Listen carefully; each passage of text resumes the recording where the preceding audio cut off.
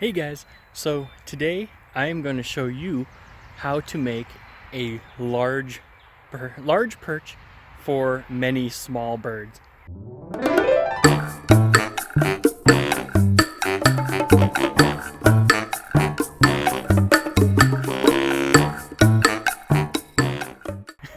So my parakeets have every night they're squabbling about perches, and you've seen the big cage they have. It's huge, but for some reason they never have enough perches.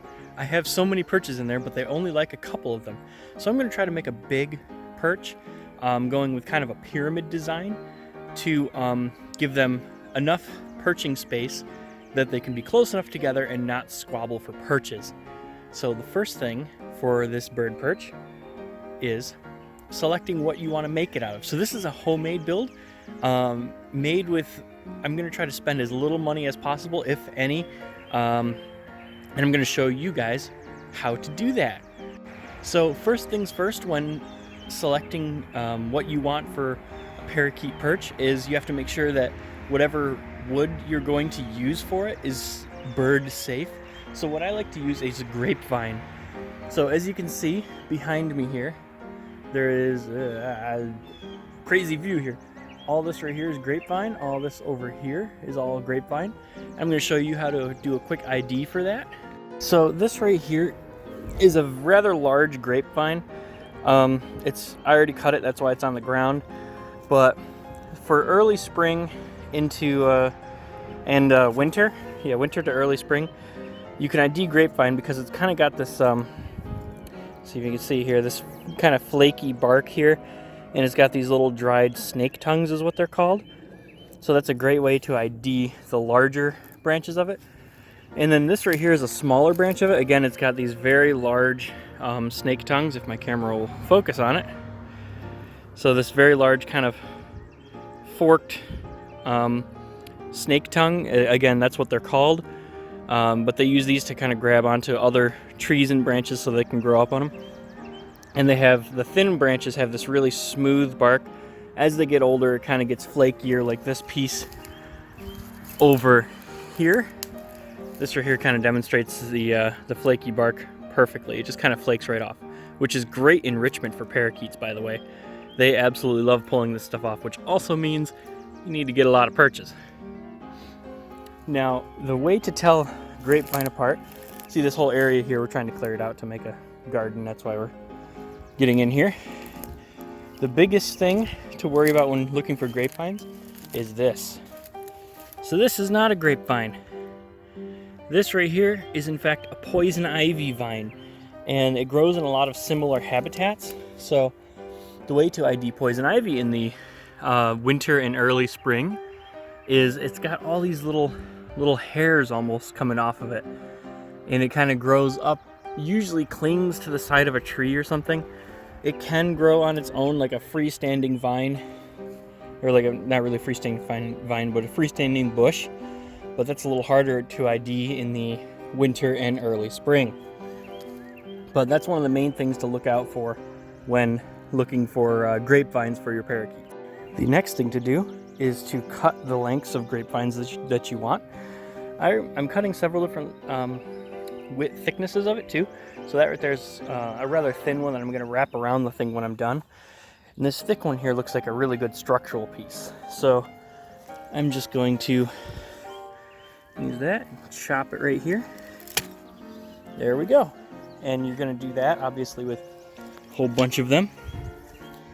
Nice clean cut here, so we can use this big old chunk here. It's going to be a perfect one. There's another snake tongue.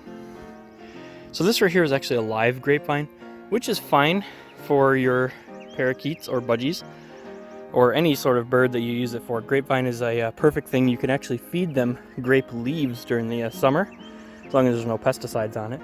The one problem is with live grapevines is that you do need to sterilize them before you put them in. Just like anything you bring from the outside, you should make sure that it's probably sterilized. Well, apart for if you're feeding them green leaves from grapevines outside, just kind of rinse it off, I guess. But the vines like this, especially if you see any bird poop on it, you're going to want to probably bleach that. So the materials you need to make a large bird perch. Again, this right here is a large one for either a whole bunch of little birds or one medium-sized bird. I wouldn't recommend this for a very large bird, just because they can probably tear it apart a lot easier, and I don't really have too much experience with large birds.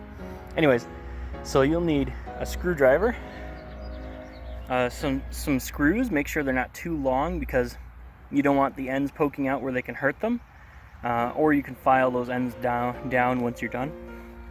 Cable ties or tie wraps, hooks to hook them to the top of the cage, and of course, grapevines. So the first thing you're going to need to do is you're going to need to kind of lay out your structure here. It's hard to do with one hand.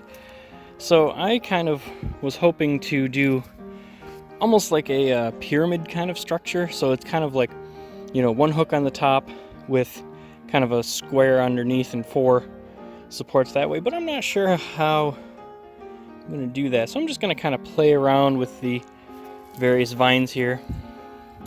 Now my cage is about 3 foot by 3 foot by 5 foot.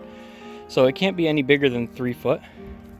But one nice thing about grapevines is they can easily bend. See, you can kind of hear it crickling a little bit there, but you can bend them like this, and when they dry, especially if they're live grapevines, when they dry, they will stay like this and there won't be any tension on them. So they make fantastic perches. So I'm just going to play around with this and see what design I come up with. So the final design I kind of came up with, I've decided to move away from the pyramid thing, kind of using a similar design. But I'm going to have these two pieces here bent like, one of them is going to be bent like that. And the other one's going to be the same way but bent like that, kind of making an X at the top. And then around the base of those, I'm going to have these two bent, obviously more so than they are now. These two are going to form a circle on the bottom, supported by these 4 with the hook at the very top where those two meet on the X here. And they've got like little branches like that. I'm just going to leave all that stuff on there. It makes it fun for the parakeets. And I have a couple of thinner pieces here. I might wrap around it when I'm done. And I've got this other big piece here, which I was excited to use, but probably not going to use it because it doesn't really fit in the design. I might just stick it in their cage anyways, just for fun, because I know they'll enjoy it. So let's get to building. So as you can see here, I've got the first half of the bottom circle done along here. This end here is going to fold up to about right there to form a complete circle with that vine right there. So it's going to kind of look like, it's hard to kind of look like that, with the top being, the top X being right here, and on the underside of that, well, underside right now, I'm going to have a little hook to hang it from the top of the cage. Unfortunately, I'm having a bear of a time filming and using the screw gun and bending all these vines at the same time, so that's why I'm not really filming the process. So there we go. This is the final product. That's kind of what I was looking for. So the gold hook, I'm going to put it in right about there. So this can all hang from the top of the cage. And the birds can kind of go around, explore this whole thing. And now I'm actually going to add some of these other vines to give them multiple layers to explore and jump around on, because there's a lot of little birds in there. As you know, if you watched my previous videos, I've got a lot of birds. So there was some bird poop on this that I didn't notice before.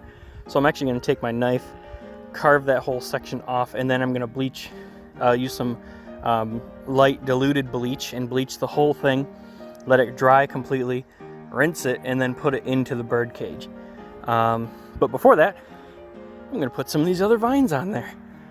So the main structure I held together with screws. None of them are poking through. As you can see right there's a screw. None of them are poking through, which is awesome. So I don't need to file down any of the tips so that the birds don't hurt themselves on it. But all these little vines, like this one right here, I'm thinking about putting right through here, or maybe even like that to kind of give them some little enrichment there. Now all these littler ones, that's why I have these cable ties, or tie wraps, some people say. So I'm going to use these to put on all the little vines. I've got a lot of little vines so I should say medium vines, because I have these thin vines here that I might just kind of take one and just wrap it around there, and if it comes undone, then the birds will find that fun. Gives them some enrichment, as well as all this peely bark here. I'm going to leave all of that on just so that the birds can kind of peel it off themselves. They love chewing on things. It gives them great enrichment. So this cross vine here, I'm actually going to put it part way up here to kind of give them something to crawl up on right in the center. So you just want to put the tie wraps around there. I can't do this with one hand. I should have brought my camera stand out. So normally what you do is you put that around there and you'll have a little tail on it like that, and you just want to cut that tail, make sure these are nice and tight. Again, I'm only going to use this for the medium vines, and then for the real thin ones, I'm probably just going to wrap them around. So that is my final design. It looks like a tangled mess of vines, and well, that's exactly what it is, because birds absolutely love, they love hiding in, bushes and trees and things. So I'm hoping that this right here will feel much like a tree would. So the only thing left to do now is to sanitize it. Again, I use a light bleach solution for something like this in a spray bottle, spritz it all down, and then I'll use the hose or something to wash it off. And then I'm going to add this little hook on top here to hang it up in the cage, because I've got such a large cage with a whole bunch of little parakeets. I'm hoping that this right here will be perfect for them, and this little hook here is not going to harm them because they're not going to really tear it apart. If you had a large bird, this is probably a bad idea. You should probably use like a chain with like a something to hang it on the cage. Like, again, I don't have a lot of large bird experience, but this is perfect for parakeets. I've used these in the past and they've never had any issues. So that's going to go right there, and then this whole thing will be hung up in the cage. So I just put the grapevine, I guess contraption is what you can call it. I just put that in there, all clean and ready to go. And so it's been in there for maybe like 6 hours or so. I was gonna film putting it in, but it's crazy when I open this cage. Anyways, look how messy they are. They have been tearing off, like I said before, the flaky bark. They love shredding that. This is like 6 hours worth of them just shredding and going nuts on it. Look at those. Oh man. If it'll focus. Oh well. So this is also, I guess, a parakeet update. So right there is Darwin and Bindi. Right up there is the closest one to us is Colonel Mustard, and the one further away is Valentine. And where is Gwen? I know she's around here somewhere. I just saw her a minute ago.